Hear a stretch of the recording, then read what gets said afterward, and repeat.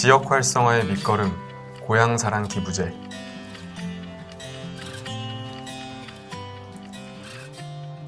제가 나고 자란 곳은 서울입니다. 직장 생활을 하게 되며 두 곳의 지역으로 주소지를 옮기고 지역 균형 발전에 대한 관심을 갖기 시작했습니다. 수도권은 국토의 12%밖에 되지 않지만 인구, 교육, 경제 등 인프라의 절반 이상이 몰려 있는 곳입니다.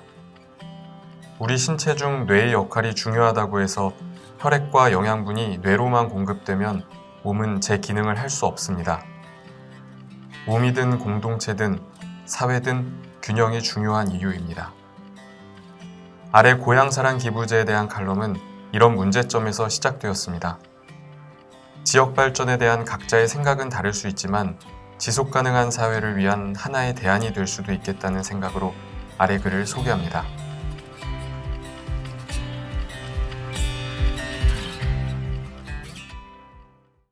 추석이 지나갔습니다.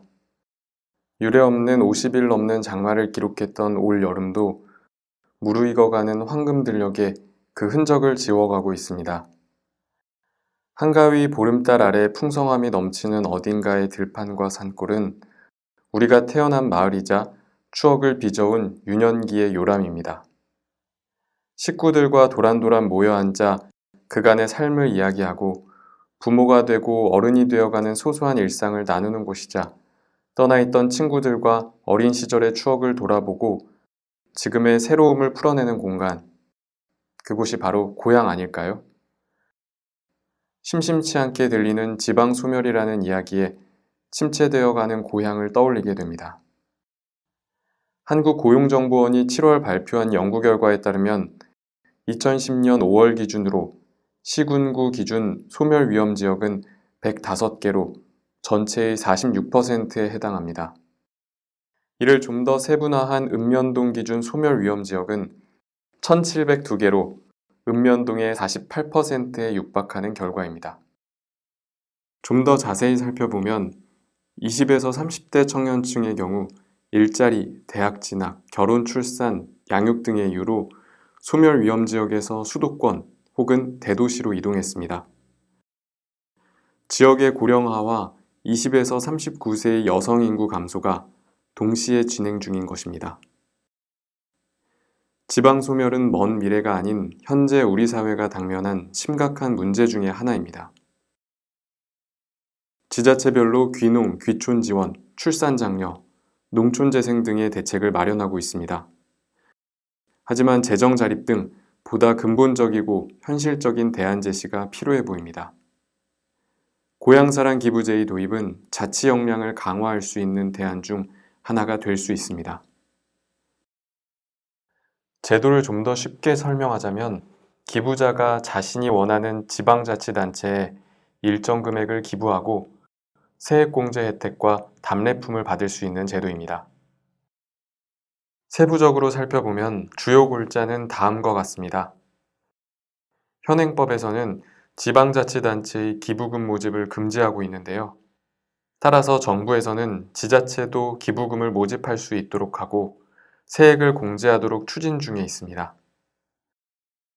또 정부에서 추진 중인 안과 정치권에서 제안한 안은 조금씩 차이가 있으나 기부 금액에 따라 공제 비율을 차등으로 제공하려고 합니다. 또 기부 촉진을 위해 지자체에서는 지역 특산물을 답례품으로 제공할 수도 있습니다. 이를 통해 지자체의 재정을 확충하고 지역 간 재정 격차를 줄이고 지역 특산품 소비를 확대하는 등 지역 경제를 활성화시킬 수 있습니다. 또 일자리를 창출해서 청년 인구를 유입하는 등 지역 발전에 다방면으로 기여할 수 있을 것으로 보입니다. 고향사랑 기부제가 시작된 곳, 일본의 최근 상황을 살펴볼까요? 일본 총무성에서 발표한 일본 고향 납세에 관한 현황 조사 결과에 따르면 2008년 고향세 총액 81억엔, 기부 건수 5만 4천여 건이었던 실적이 10년 후인 2018년에는 3,653억엔, 1,730여만 건으로 급증했습니다. 일본은 도입 후 시행착오를 겪다 2014년부터 고향세 실적이 증가한 사례인데요.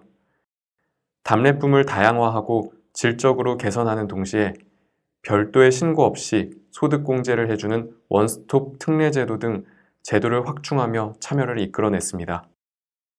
또 기부금의 사용처를 기부자가 선택할 수 있도록 하고 사용 내역을 투명하게 공개했는데요.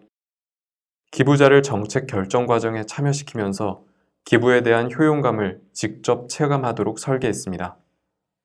그 덕분에 2017년 기준 직접 기부금의 사용 분야를 선택하도록 한 곳이 전체의 94.5%에 이르렀고 직접 구체적인 사업을 선택할 수 있는 곳도 14.3%, 255곳에 이르렀습니다. 고향사랑 기부제는 더 큰 틀에서 보면 지방재정에 대한 투입 방식을 다변화했다고 볼 수 있습니다. 현재까지는 수직적인 방식으로 교부세인 지방재정을 투입했다고 한다면 고향사랑 기부제는 국민이 원하는 지역에 기부금을 수평적으로 전달하는 구조입니다.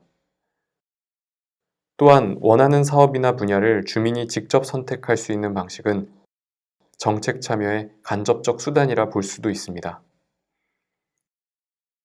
제도 도입에 대한 찬반 논쟁이 뜨겁습니다.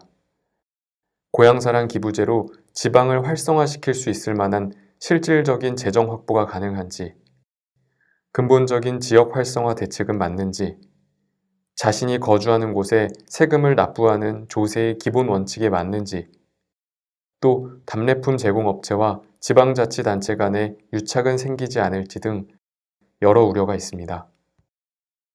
우려되는 지점이 보완될 수 있도록 충분한 논의를 거쳐 법과 제도를 잘 설계해야 합니다.